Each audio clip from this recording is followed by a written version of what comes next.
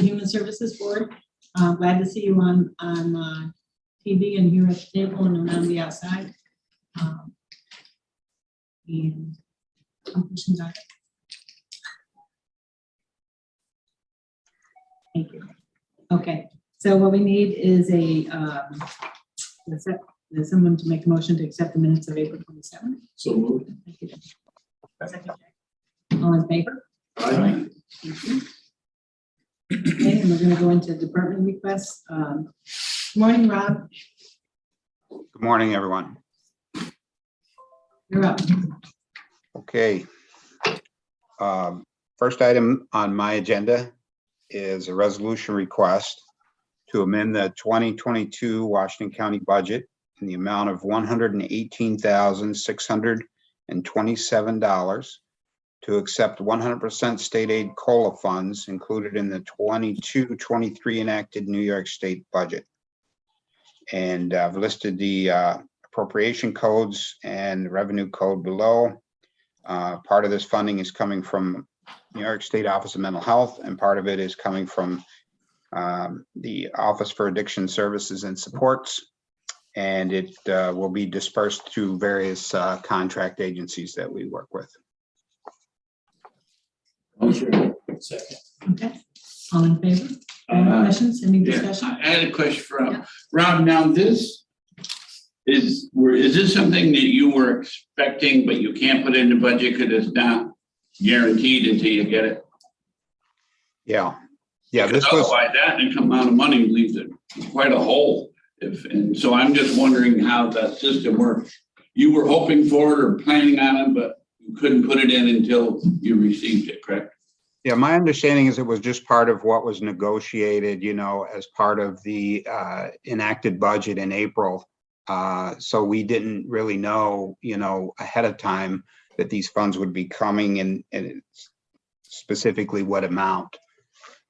So it was I think it was a 4.5% COLA. And actually there's also some funding that was added for supportive housing for our mental health housing. So that's included in there as well. Thank you. Okay. Any other questions for Rob? Okay. You're right. Rob, do you want to keep going? Okay, sorry, was that voted on and approved? We had a first, a second, and I guess we did stop. We need to vote. So, all in favor? Aye. Now we're all set. Okay, then just the other item I wanted to mention, I wanted to thank Chairman Hall for signing a proclamation for May as Mental Health Awareness Month. With COVID impacts and everything, where I think mental health is forefront in many of our minds.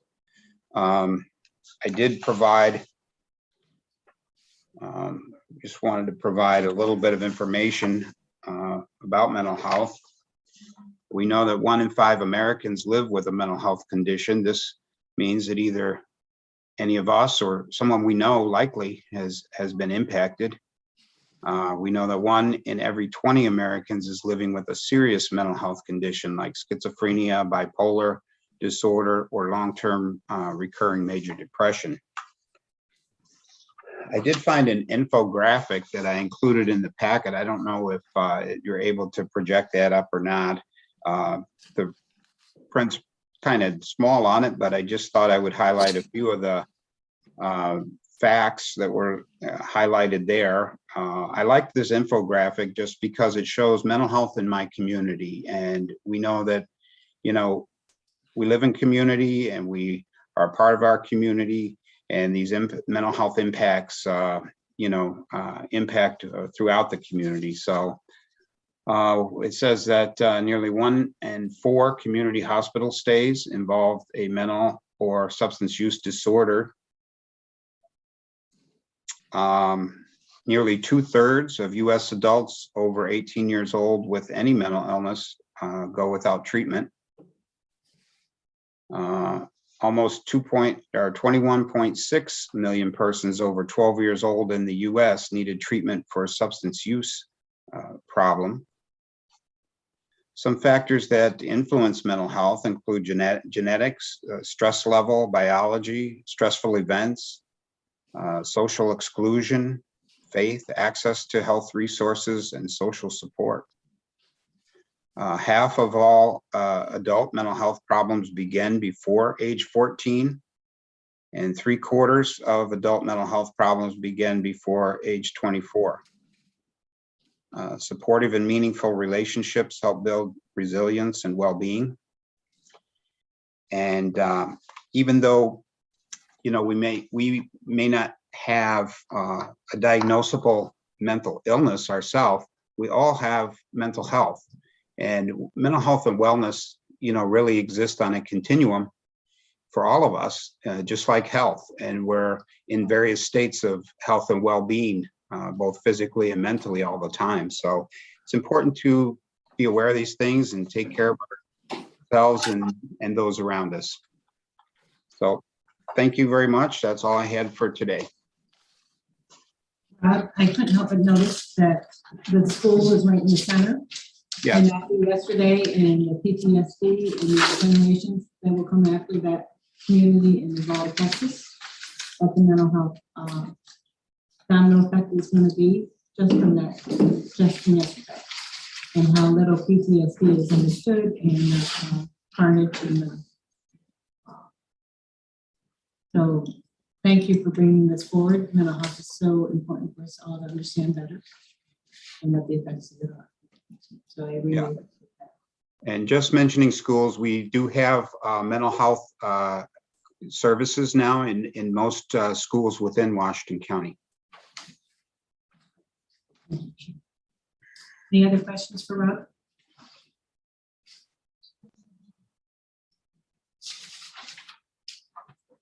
Thank you. Yeah, thank you. Okay. Kim? Where do I sit? Would you like to sit? Come on next to me. We were to pick Roger yesterday, they stopped with Roger. Here we go. I wasn't sure. Rob was sort of at the head of the table. That's true. And we would have that. All right, good morning, everybody. I have a couple of items that are on the agenda and a couple of others that are add-ons. And the first, it is my displeasure to notify you, if you haven't already heard, that we were notified by the Department of Health that the weekly contribution for the Medicaid program is going to be adjusted for the last pay cycle in May. This is the contribution we expected to be decreased initially because of the EFMAP funding that was a part of the Affordable Care Act.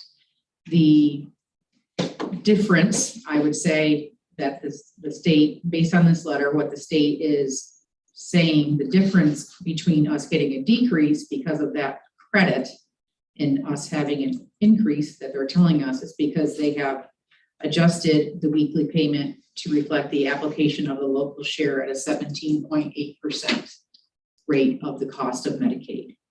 So as you know, the county pays a share of what the total cost of Medicaid is, the amount of money that goes out to the different vendors, doctors, ambulances, all of the things that would, all of the places that would receive Medicaid payments.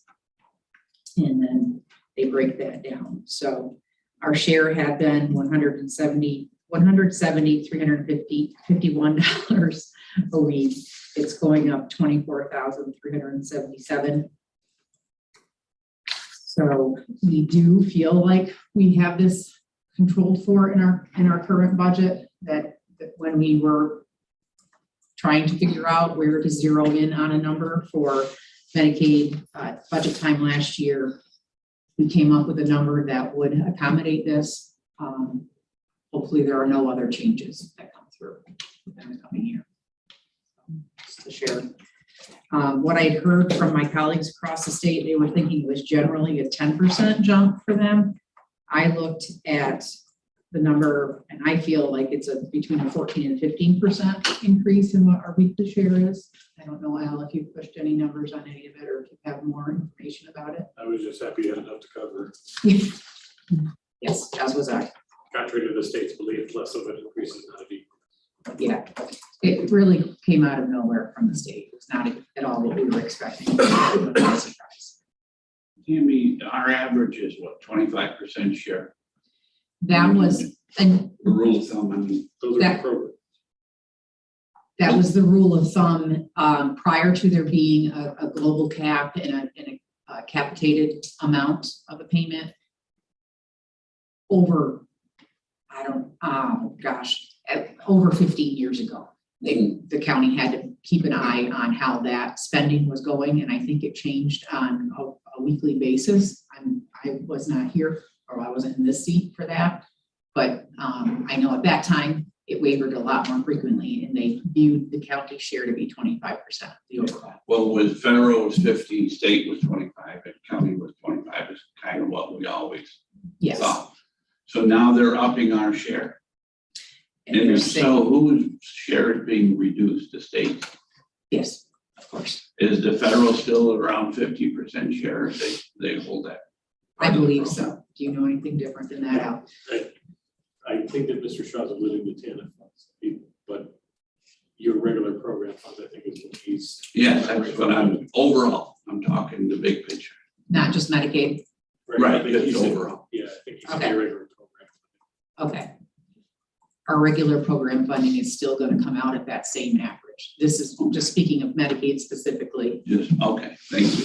They treat Medicaid a little different. Medicaid is, yeah, Medicaid is viewed as a county cost, not a DSS cost. Oh, really? You know, it was viewed that way. I view it that way. I separate it out on all the papers I give you. The state would like to do this as a county cost. Yes, the state views it as a county cost. So Tammy, you said it's 24,000 a week, Mhm. so $1 million out a year, is that what we're jumping? It's for the remaining payment cycles in our budget. Two? So we got a little bit of a decrease in the first quarter. So they had done a very good job at budget time, being conservative, knowing that the EF not gonna go away. So between the decrease in the first quarter and them taking and writing their pencils very well last fall, there does look like there's enough to cover the increase, but that's gonna now be built into 23, unfortunately. Now, is the ARPA funding that you got, can any of that be used for the shortfall? Those are Foster's. No, we cannot. Well, so what's our weekly Medicaid cost now? Oh, Now the payment is, ballpark. I can tell you. All right, take it down. That's what- 194,728. Say again, one, 194,728. And we had been 211, 213, we're over two, not that long. Yeah, So it's been sliding down. If there's been a give on this, where actually there was, we had an overage last year with it that we were able to apply to other causes.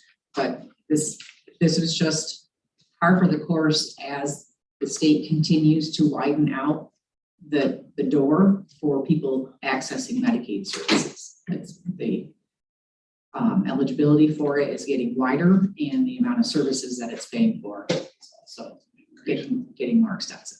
And of course, the cost is going up for medical care. Didn't the federal government lift the ceiling on Medicaid pharmaceutical? I would not be able to get into that detail Yeah. right now. The pharmaceutical, I think, is a huge component of Medicaid. Sure. And unfortunately, you pay whatever you, or bill whatever you want, because there's no ceiling. Mhm. It's gonna affect the cap. We luckily still do have a cap in place, and let's hope that it remains. Yes. Do we still have a cap in place for pharmaceuticals? For our Medicaid costs in general. General, If that cap was to be removed, which they have toyed with, yes. it would be significant back up.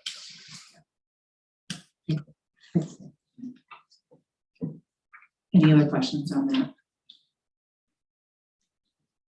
The next thing on the agenda is a request for a budget amendment, and this is, I'm not sure who needs to have. Oh, do you? Okay, all right.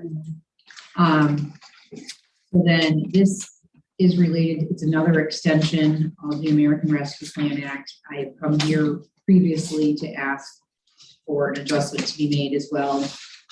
Unfortunately, we get these sort of directives from the state telling us about this after the fact, but it is 100% money that they're pushing in and they have already pulled out. This is the Pandemic Emergency Assistance Fund through the American Rescue Plan Act. And this is a one-time non-assistance, so not temporary assistance. It could be spent in any way. Cash payment that was produced on May 14th to temporary assistance households that have a child age 17 years old or under. It is intended to defray costs incurred by the households due to the COVID-19 public health emergency. Previously, we had these PEAF funds for diapers and multi-generational households was what the previous two amounts were for. So this is $34,500. It is a bit of an estimate, but it's 100% in, 100% out, so it would be neutral to the budget. Second. Any questions? Any discussion? Okay, all in favor? Aye. Thank you. One informational thing I wanted to share, just as an FYI, I think most of you are aware or have heard of the Summer Youth Employment Program. It is a platform that is intended to introduce youth to the workforce and help them acquire skills that can be used to improve school performance and become responsible adults. It is funding that DSS receives and then redirects, and it will be going through I think the Workforce Investment Board or Development Board, and then it goes in a payment to you, right, to the treasurer to then give to yeah. So it's a roundabout thing, circles through this building and out. And anyway, the amount for this year is $126,678. That's an increase over last year. I think that is a healthy amount. Who does that money go to? The employer that just hired one of these, or to? No, it goes to LEAP and they administer the program. Yeah. So they would receive part of an administrative fee for it, and the rest of the money goes directly to the youth that are working. It's an hourly wage for the youth that are working through those placements. Okay. I guess I'm confused on how it works. I'm not opposed to it or anything, but a kid goes or a youth goes to work for somebody and that person doesn't have to pay the full salary because the county is or LEAP is making up the difference. Is that how that works? Yeah, the employers that receive the placements don't actually pay anything. They are investing their time. Okay. They're investing their time in helping to train and acclimate the youth that comes. It's almost like a BOSI program, that is that. Sure. Okay. Any other questions for Tammy? Sure. There's a chance this isn't the number that's in the budget, so can we send it to finance just in case? But usually at budget time, we don't know the number. Where does it appear in the budget? It appears in yours? Okay. There's a whole separate fund Okay. that the JTPA and Summer TANF flows through. And we don't normally know the number at budget time. So sometimes we budget low, sometimes we budget whatever last year's was. So just in case we need an amendment, can we send it to finance? Move the finance. Second. Any other questions? All in favor? Aye. Thank you. Thank you, Tammy. You're welcome. Tammy, just follow up on this. If somebody knew youth and knew there was an opportunity, who do you send anybody to? Send them to LEAP. Okay. And schools should already be referring, agencies should already be referring. There's an additional component that goes through the Youth Bureau, funded through separate funding as well. So Is there an age range on that for the youth? there is. You don't vote. Neither Well, of no, I didn't know how young. I'm gonna guess that it's 14 to 21. Okay. Yeah. You have to have the work. Yeah. Right. What they can do at various ages is different. Okay.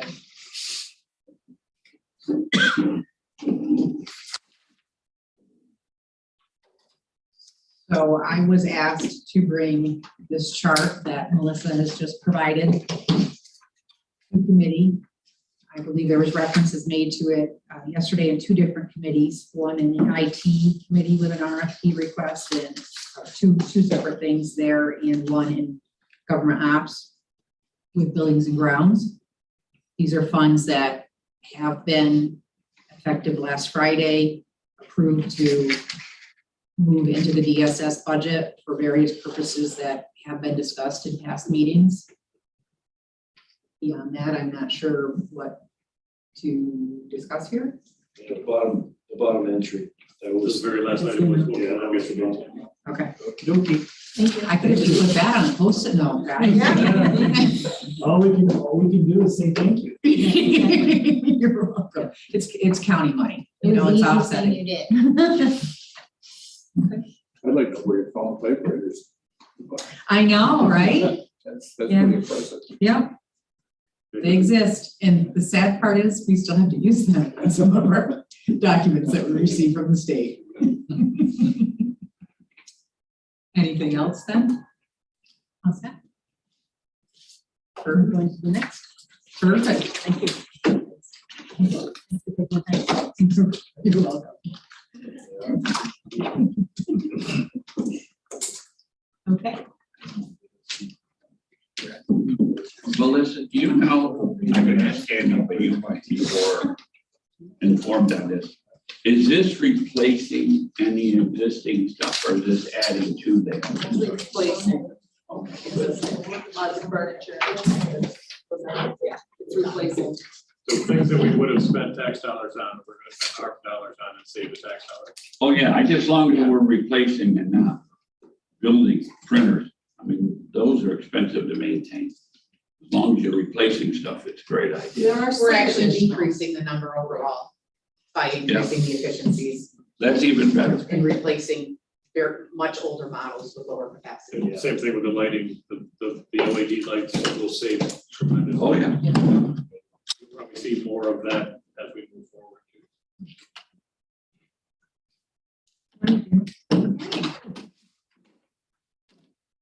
At this time, I'd like to request recognition of a resolution to recognize federal funds for promoting expanded COVID-19 vaccination awareness. We received. So, okay, and second, okay, any discussion or questions for Christina? Okay, all in favor? I- Thank you. Thank you. Just to add on that, I am looking to purchase various items like thermometers, blood pressure monitors, oxygen readers. I would like request permission from the committee that if I have the opportunity to use the county logo on any of the items when we distribute these to the community, that I could so use it. Yes. So that's a motion. Make a motion. Yes, yes. Second. Okay, and a second, any questions for Gina? Perfect, all in favor? Aye. Thank you. Thank you. And I do have one miscellaneous item. I'd like to announce that I did have a conversation with the Washington County Fairgrounds, and they do have the July 22nd date available for us for the senior picnic. So at this time, we're going to move forward and start planning for our older adults. And I'll share with you the details more, and as always, you're all welcome to join in on the festivities. So you said July 22nd? Correct. At Washington County Fairgrounds. And Melissa and I have hot dogs already reserved. And reserved hot dogs. This would be the person to call. What's the age group on those? I was gonna say, that's all in that. age group I am. I got my 14-year-old to go. I'm asking in the room and saying, hold on. And there is for those that come and volunteer, we do have a policy in place that if you are under the 59 or younger, and you do come 59 is the down number? to Oh, so 60 and older. We're right there. 59 and younger, What- coming down what are to the your recommendations? time. Can't see what happens, zero it. 59 and older, you get, if you volunteer. Right there we go. 59 and younger, Oh, just younger. to assist the nutrition program by volunteering your services, then we will cover the cost. And 60 and older are invited to attend. And if you're 60 and over and you volunteer, you get 2 meals. The dietary guidelines. when What's the meals. word volunteer? You missed a whole part of it. Can you tell everyone's excited? Well, thank you. I appreciate the enthusiasm. Obviously, this has been a tough couple of years not having our events. And so it's a pleasure to hear everyone laughing and smiling about it. So, Remember the one in the, was it the Casino Fire Station that you had? That seems like it was. Make sure you stay after the meal so you listen to the karaoke. Karaoke is. You aren't incredible. singing, are you? No, not me. Okay. I actually overdrank one time at a party and I sang karaoke and it destroyed the party. So I although I thought I sounded great, they let everybody else thought I was telling jokes. And they got started laughing. thank you Did very you have much. another question for Gina? Run, Gina. Thank Thank you. Mike, would you like to join the hot seat after that? Sit right here. Good morning.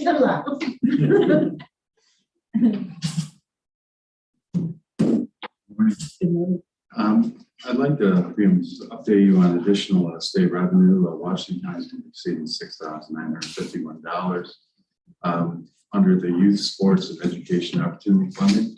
Those are dollars that were taken off the online sports betting the first year that's been in operation.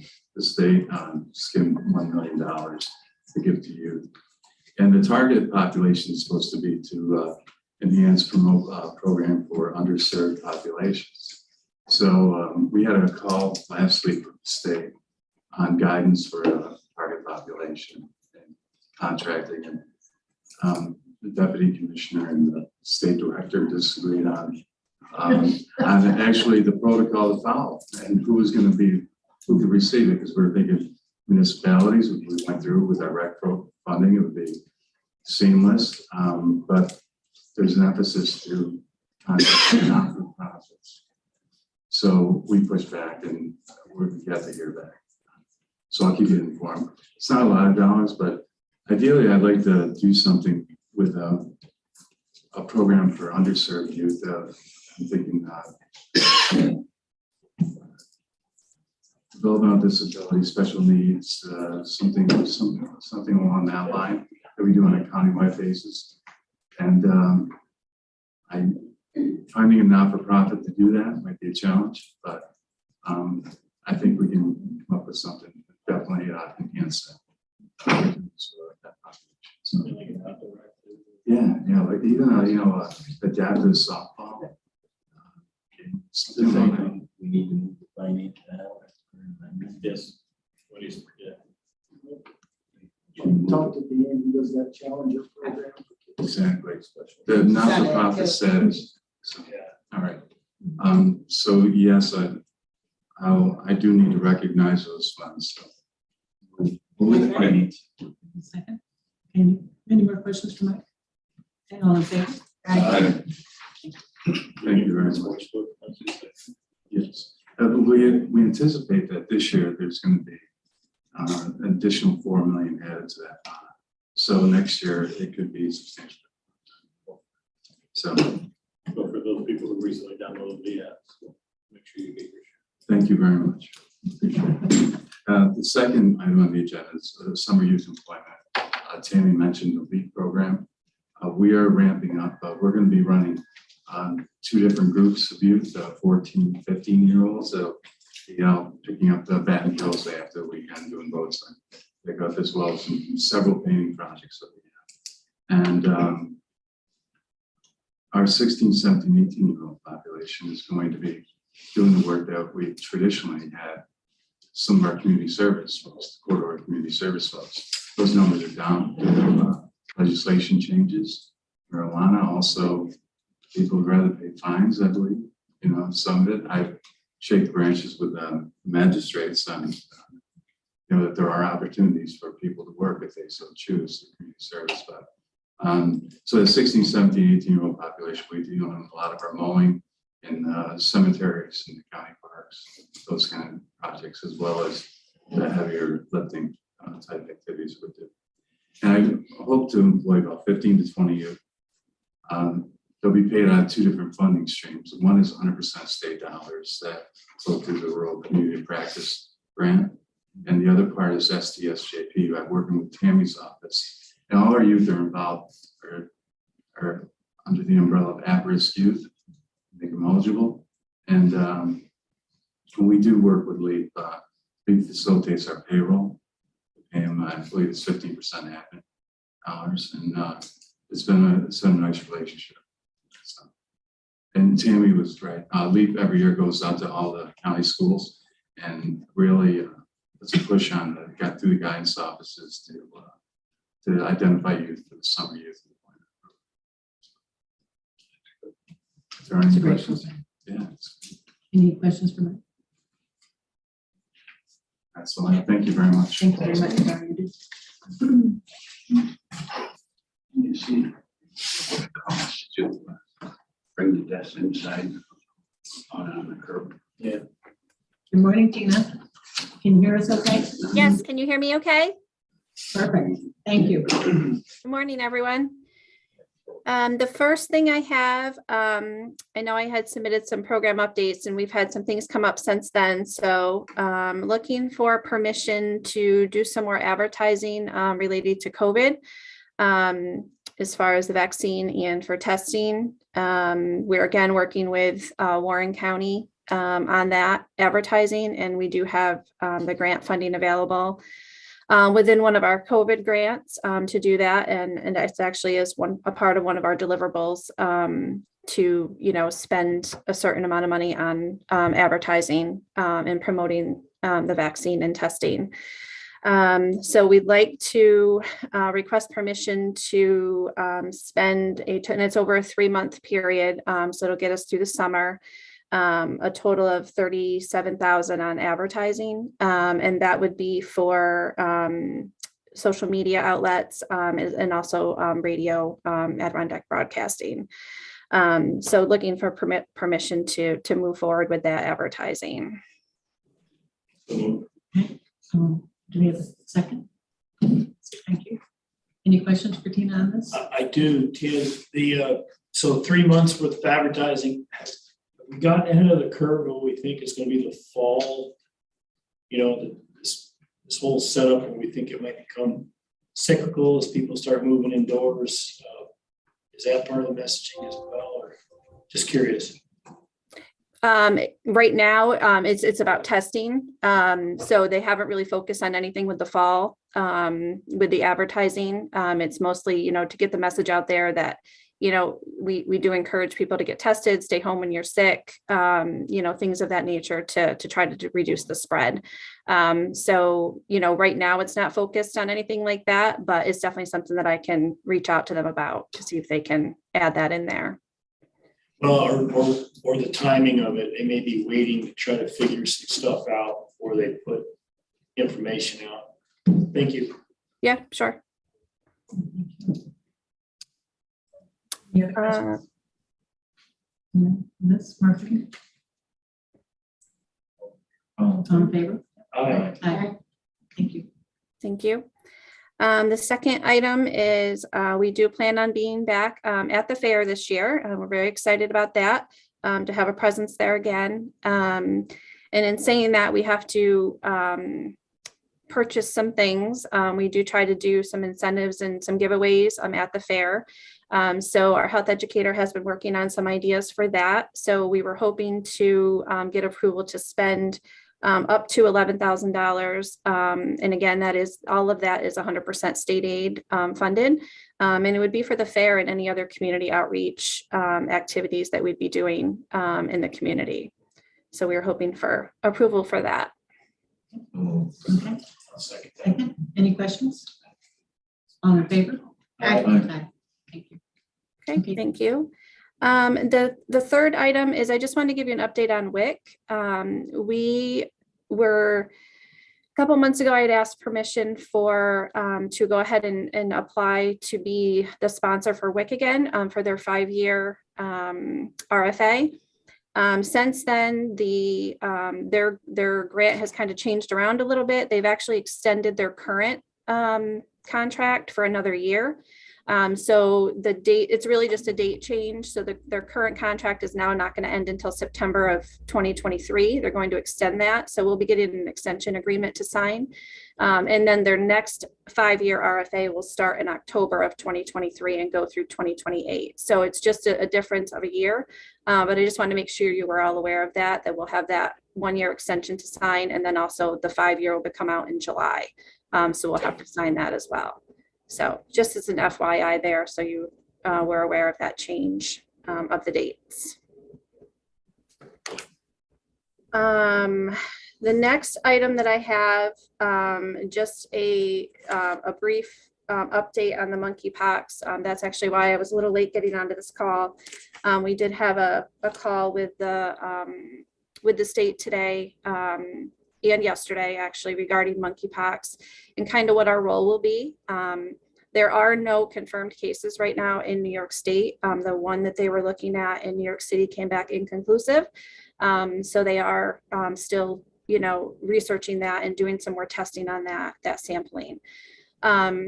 So our role would be to really do the case investigation and the contact tracing with that, and then to do the daily monitoring of the people. They would have to be monitored for 21 days. That is the incubation period or the maximum incubation period for the monkeypox. They're supposed to be getting us more information today on who should be tested, who should not be tested, that kind of thing. But if we had any suspected cases at all, we'd be working directly with the State Department of Health and then along with the CDC as well.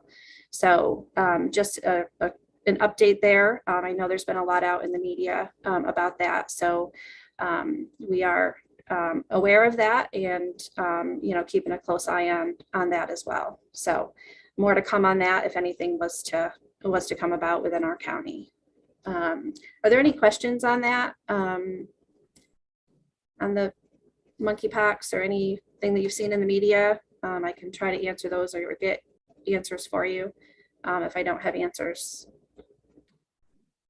Okay. Okay. I don't see anything on Okay. Okay.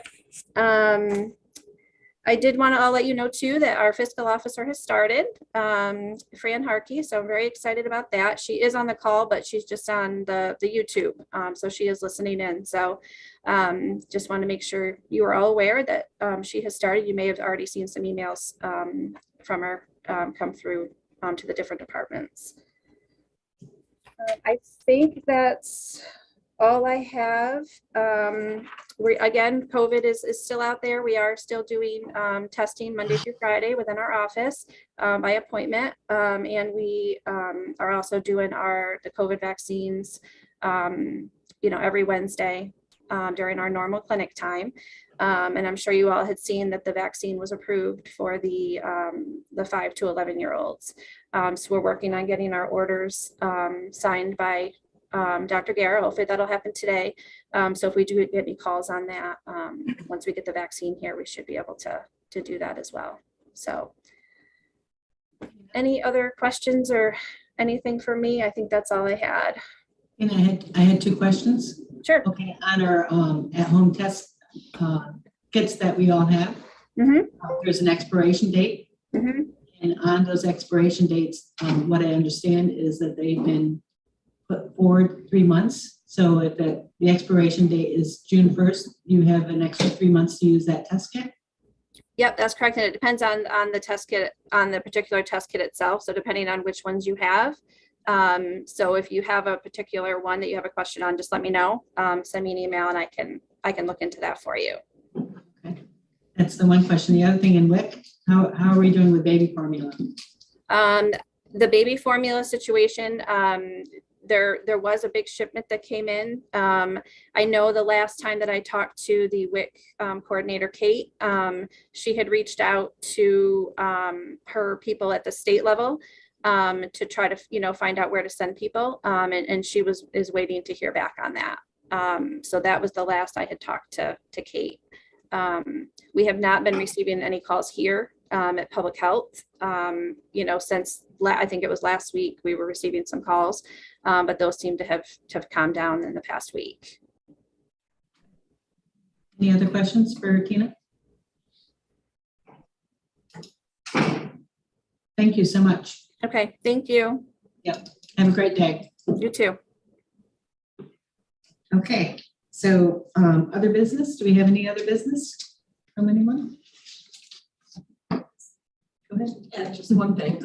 We do have NISNA negotiations this evening. So hopefully we'll have some progress and be able to report back that we have some kind of settlement. So we'll see. One step at a time.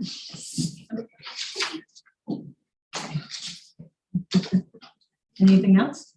Okay, we're adjourned. Thank you. Yeah, thank you.